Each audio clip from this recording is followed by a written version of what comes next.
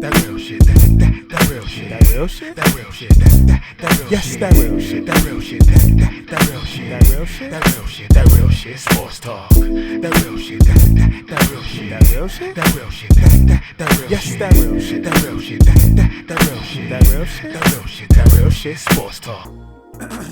What up, y'all? Coach Smith, aka Mr. Get You Right Up in this motherfucker, man. I want to welcome everybody to the 16th episode of That Real Shit Sports Talk. Shout out to my brand new subscribers, man. Last week I had 9 new people subscribe to the channel, so thank you to y'all. I really do appreciate your subscriptions, and I promise you, you're not wasting your time subscribing to the channel, man. Even bigger thank you to Christian Peterson. He was my second cash prize / participation prize winner. I posted some directions on social media. He followed them.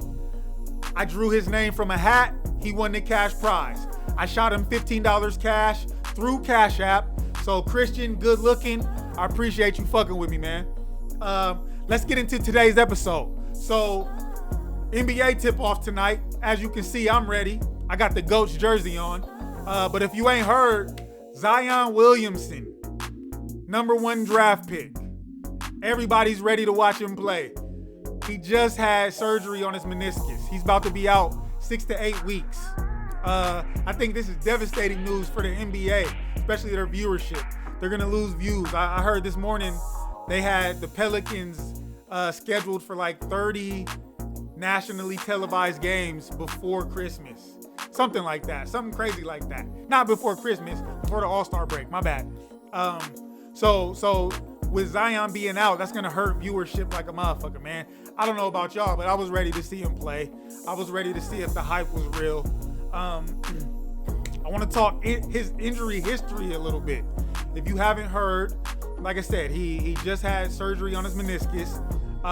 If you hadn't seen last year when he busted out of his shoe at Duke, I don't remember if he had surgery or not, but that was a knee injury. And if you don't know, he also sat out a few months in high school with a knee bone bruise. So he didn't have surgery on that, but to me, this sounds like it's already becoming a pattern. And he's only 19. He's only 20, something like that. 19. I think he's a young boy. He's only 19, and he's already having knee issues. So my question to y'all, I posted this on Instagram. Will Zion be a bust, or is he gonna go on to be one of the greats? Personally, the way he's trending, there's no way he's gonna be able to live up to the hype. He's had major hype. If you're on social media at all, Twitter, Instagram, you've been watching Zion's highlights for about 2-3 years now. You were watching his highlights in high school. To me, even if he stays healthy, best case scenario, he's not going to be able to live up to the hype. You know what I mean? I think LeBron was the last person who had this much hype, but LeBron was nice in high school. LeBron had a jumper in high school. LeBron had a complete game in high school. I don't think Zion has a complete game yet. He plays bully ball. That's what he specializes in, bully ball, beating up little dudes. Everybody knows he's an explosive athlete. He plays explosive.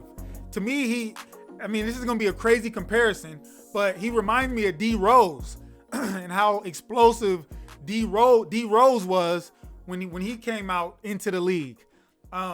Zion wants to get to the rack. He wants to dunk. We all know that. But to me, that's going to be his biggest hindrance going into the league. He's not going to be able to play bully ball in the NBA. We've watched him play bully ball in high school against little kids. He's a grown-ass man. We've watched him play bully ball in college against smaller kids that he's like I said, bigger than. Now he's got to go up against grown men. He's not going to be able to play bully ball. He's still going to do well. I'm not going to call him a bust. I won't call him a bust. The only way he'll be a bust is if these injuries keep him down. But I just don't think his game right now is NBA centric. He can't shoot. He can't shoot on a regular basis. I seen that last year at Duke. he shot 68% from the field. And I don't know what percent of that was dunks, but he had a gang of dunks. So he's not going to be able to dunk as often in the NBA as he was at Duke, which leads me to his free throw percentage. He only shot 64% from the line. So I think that's more, I think that's a little bit more related to how he's going to shoot from the field. He's going to have to get a jumper. He's going to have to, just like Ben Simmons will. You're not going to be able to take it to the rack for your whole career. Your body won't let you take it to the rack for your whole career. You know what I mean? I've heard a few comparisons. I heard somebody compare him to LeBron. Zion is not LeBron. Zion, I don't think, can handle the ball as good as LeBron did. I don't think Zion can pass the ball as good as LeBron does, or, you know what I mean, ever has. To me, Zion most resembles Charles Barkley and Larry Johnson, Grandmama. All my old heads remember Grandmama. All my old heads remember how dominant Charles Barkley was in his prime. But I think what Charles Barkley had, why Charles Barkley dominated, is because he was a slimmer forward. Grandmama, he had his hot streak, but his career ended with injuries because, like Zion, he was too big. I can remember watching, I think Duke was playing North Carolina State, man, and I was watching Zion get up and down the floor, and I was like, he looked like a dude whose mama never told him no to dessert. Like he's stupid athletic, but he got a little chunkiness to him. And say what you want, his frame is one of a kind, but that frame is not gonna hold up for 10, 12, 15 years. The way he plays, he's either gonna have to slim down or he's gonna have to develop that jumper to be a successful NBA player. So I just hate to see him hurt because it's so early. He hasn't even started his career yet. I hate to see him injured like this, and I really think the viewership towards the NBA is gonna fall because of this. But I just hope he has a speedy recovery and hope that an injury like this doesn't linger because he's young, and once you have one surgery, sometimes it's hard to ever get back to your old self, you know? And that's all I really hope for Zion, because again, I'm an NBA fan. I'm a basketball fan. I want to see greatness. I want to see him be great. But him having this many knee issues already is concerning to me. Let's get into the season. I just want to give y'all a few quick picks before I get up out of here. I promise I'm going to keep this episode short today. I'm just doing basketball. So I'm going to start with my favorites to win it, to go to the finals. They're my favorite to win. I'm taking the Lakers and the Bucks to play in the finals this year. Listen, everybody knows I'm not a huge LeBron fan. Everybody knows that I've always been a huge Lakers fan. So last year and this year is a mind fuck for me. I really don't know what to do. I can't root for them, but I can't not watch them either. You know what I mean? So I'm kind of in a fucked up situation. But if I'm being objective, if I'm being an honest sports fan, if I was putting $100 on who's gonna win the NBA championship, I'd put my money on the Lakers. But AD's got to stay healthy. One, AD has to stay healthy, and he has to be ready to compete come playoff time. But say what you want, LeBron and AD are the superstars, obviously. But to me, the Lakers are only going to go as far as Kyle Kuzma is going to let them. Kyle Kuzma is going to be that third critical piece that is either going to lift them to a title or hold them back in the long run. So I think Kuzma is nice, but I think he's going to have a bigger impact on the Lakers season than a lot of people think. I think in the East, the Bucks, they lost a few players this year, but I don't think anybody's gonna be able to fuck with Giannis. There's nobody in the East. I told the homeboy the other night, I was like, there really ain't no more superstars in the East. Giannis, Kyrie, I mean, I know KD will be next year, but there's really not a lot of superstars in the East. So it's gonna be interesting to see what the score of the All-Star game is, because the West is gonna beat that ass. But I don't think anybody in the East is gonna be able to play with Giannis. So I see them getting through the East pretty easy to play the Lakers in the finals. I know some people have said the 76ers, but Embiid is nice. I just don't trust Simmons yet. And I think they lost J.J. Redick. So I thought J.J. Redick was a big piece to the 76ers' success last year. So unless Ben Simmons miraculously gets a jumper, I don't see the 76ers beating the Bucks. Hold up.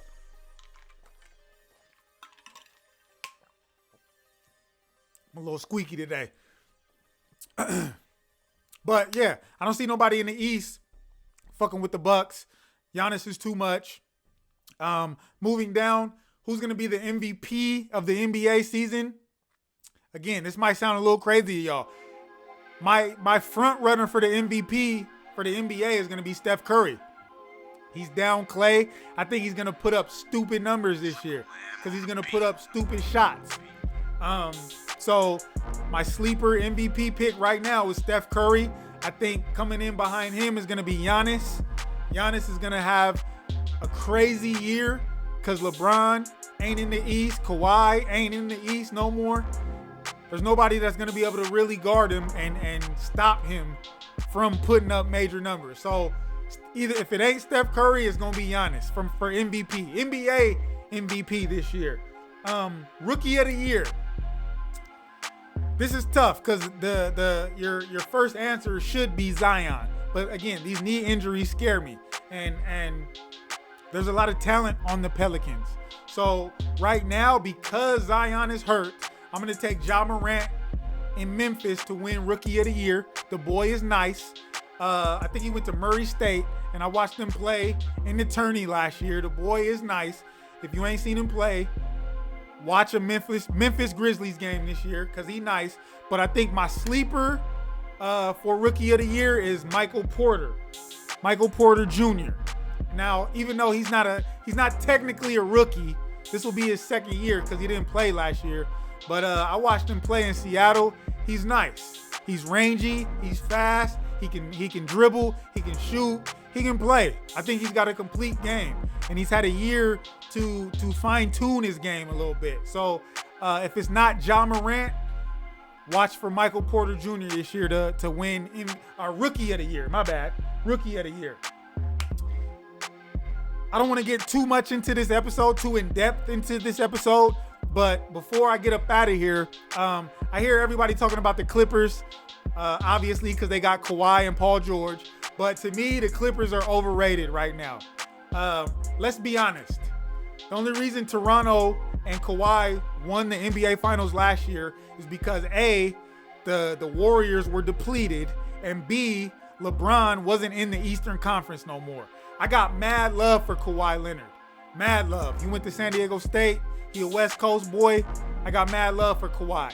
But the only reason why he dominated in the East is because LeBron was gone. Let's be real, man. So I don't think him pushing Toronto to the finals was as big as it seemed. There were a lot of things that went his way, that went the Raptors' way, that allowed them to win the title last year. So him coming to the Clippers, him coming to the Western Conference, there's going to be more competition. LeBron's got his eyes out for him. He's not going to let Kawhi come in and take over the city. You know what I mean? And I heard some shit where some people are ranking Kawhi higher than LeBron right now. That's silly. Again, I'm not a LeBron fan, but LeBron's the best player in the league, whether he wins MVP or not. So it just depends on the pieces around him. But to say Kawhi is better than LeBron is craziness. But to sum that up, I think the Clippers are mad overrated. They may not even make it to the Western Conference Finals, but we'll see. We will see. Second storyline of the season, will the Rockets work? James Harden, Russell Westbrook. I think it's going to work, but I don't think it's going to work in pressure situations.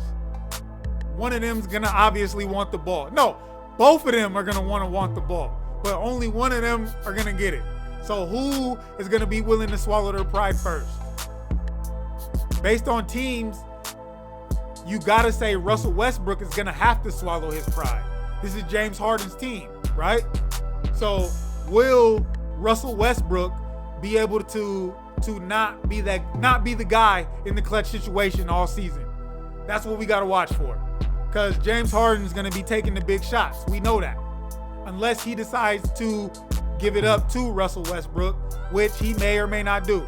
So we're really going to see Russell's character this season, because he's going to get put into some situations where he's definitely going to have to play second man up. So I don't know. I don't trust him. That's all I'm going to say.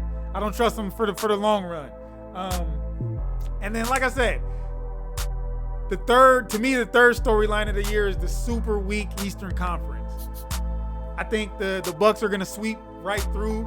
They might fuck around and win 65 games this year in the East, just because they don't have no competition, man. Once they play the 76ers, I think the Pacers will be decent. Who else is out there? I really don't even know who else in the East is going to be competitive this year. I mean, maybe Brooklyn, just because maybe Kyrie can carry them, but not having a second piece in Brooklyn is gonna affect the success of the Brooklyn Nets. So the Eastern Conference is gonna be super weak. Whoever comes out of the East ain't gonna be ready for whoever comes up out of the West, like it always has been. So I think it's gonna be another year of Western Conference domination. But I'm excited for the NBA to be back. I'm excited to watch some basketball, man. I just hope for a good, exciting season. And I think for the first time in a while, we really don't know who's going to win the title. You know what I mean? It really comes down to about 4 or 5 teams. And I didn't say it, but I think one of the biggest sleeper teams is going to be Denver, the Nuggets. Correct me if I'm wrong. I think they were the second seed last year, if not the first seed. And nobody's talking about them again. So, and they got Michael Porter added to the roster this year because he's back and healthy.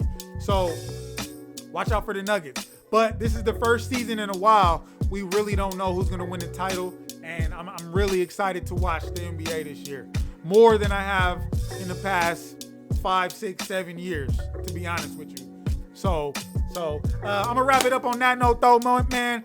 I appreciate y'all watching this episode. If you don't mind, go ahead, hit that like button for me. Hit that subscribe button. Go ahead, share this to Facebook for your boy if you don't mind. Thank you for everybody for watching this 16th episode. That Real Shit Sports Talk.